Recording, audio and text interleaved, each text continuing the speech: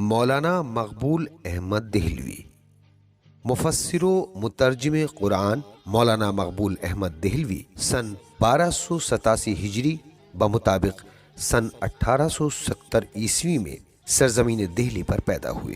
آپ کے والد کا نام غضنفر علی تھا، جو اپنے زمانے کے مشہور خطیب تھے۔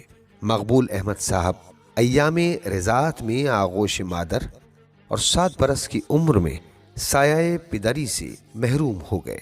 آپ کی پرورش آپ کے بڑے بھائی حفیظ اللہ ساکن پانی پت نے کی۔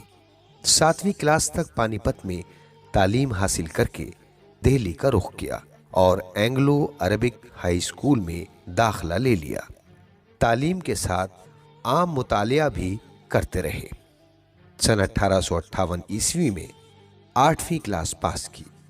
سن 1886 عیسوی میں اپنی تحقیق سے مذہب تشیع اختیار کیا اور اس کا اعلان جامع مسجد دہلی میں کرتے ہوئے مناظرے کا چیلنج کیا۔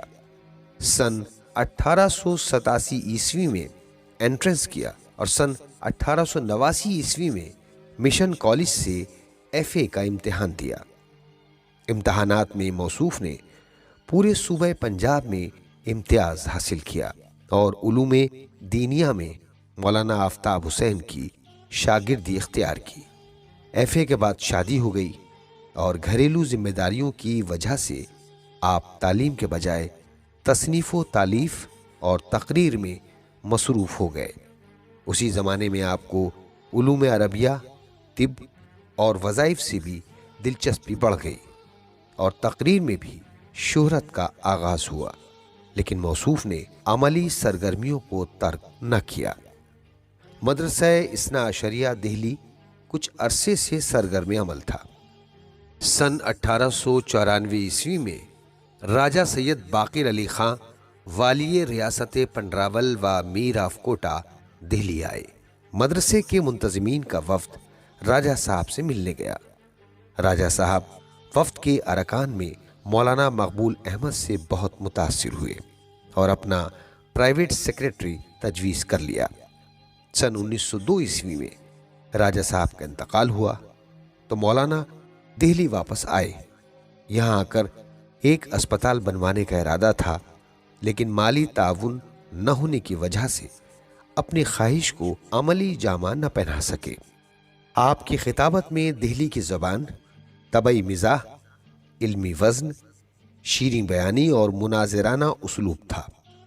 موصوف نے خطابت کے ذریعے ممبر کو نیا اسلوب دیا اور مجلس کو نیا رنگ دیا۔ انگریزی علوم سے واقفیت اور فریقین کی کتابوں کے مطالعے نے ان کے بیان میں جدت پیدا کر دی تھی۔ آپ شیعہ خطبہ میں عظیم خطیب مانے جاتے تھے۔ جس وقت آپ نواب حامد علی خان کی مسجد میں واز کر رہے تھے تو راجہ سید ابو جعفر کا تار آیا۔ وہ 19 رمضان کی تاریخ اور جمعے کا دن تھا، لہٰذا مولانا 21 رمضان المبارک کی مجلس پڑھنے فیض آباد چلے گئے۔ یہ مجلس اتنی مارکے کی ہوئی کہ مولانا شہرت و عزت کے بام عروج پر پہنچ گئے۔ فیض آباد، جونپور، لکھنؤ، غرض شہرت کا دائرہ وسیع ہو گیا۔ نواب صاحب رامپور نے آپ کی علمی اور عملی صلاحیت دیکھی تو ریاست میں آڈٹ آفیسر رکھ لیا۔ 12 سال تک اس منصب پر قائم رہے۔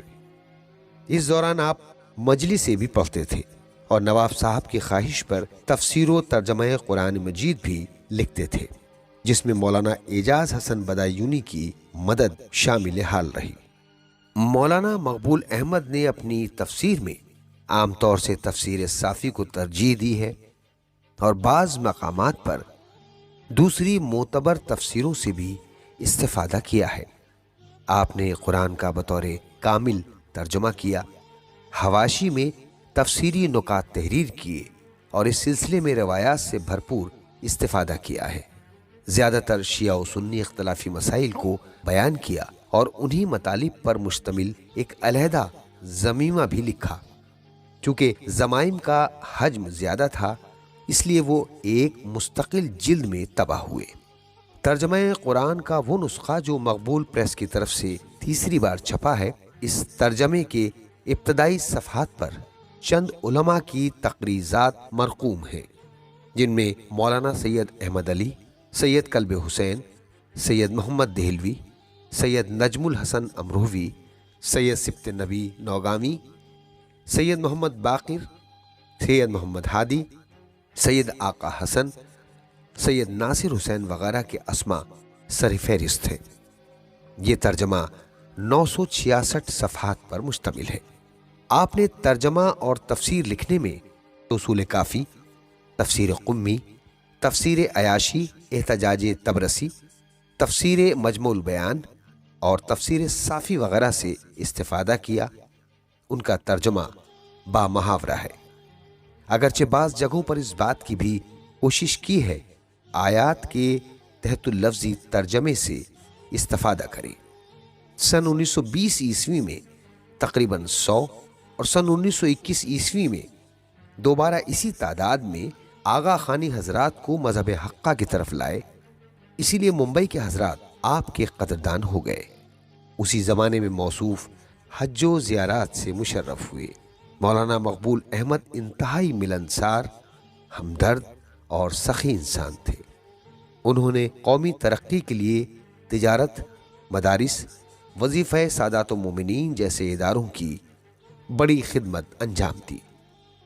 واعظ و تبلیغ اور دوسرے امور کی مصروفیات کے باوجود آپ نے تصنیف و تالیف میں بھی نمایاں کردار ادا کیا۔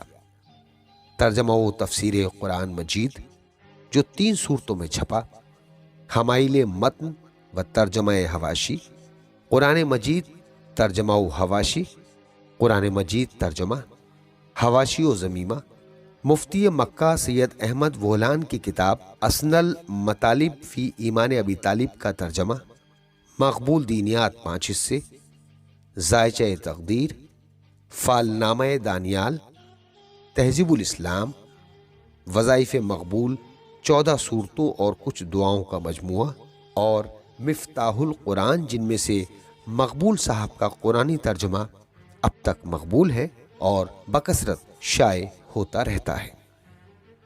آخر کار یہ علم و فضل کا آفتاب سن 1340 ہجری بمطابق 24 ستمبر سن 1921 عیسوی میں سرزمین دہلی پر غروب ہو گیا۔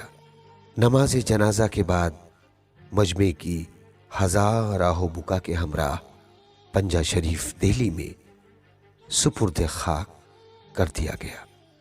ملک بھر میں تعزیتی جلسوں اور مجلسوں کا طویل سلسلہ قائم رہا۔ آپ کی یاد میں دہلی میں مدرسۃ القرآن اور آگرہ میں مقبول المدارس کی بنیاد رکھی گئی۔